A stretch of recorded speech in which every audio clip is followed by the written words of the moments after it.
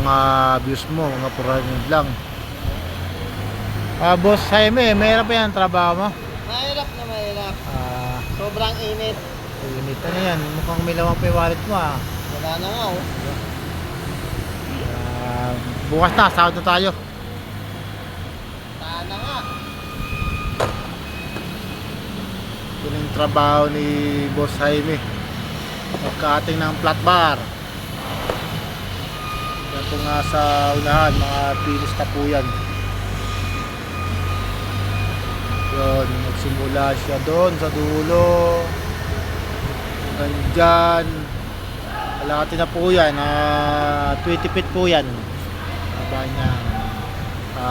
Thank you for watching idol, mga idol. Makain na po yung operator.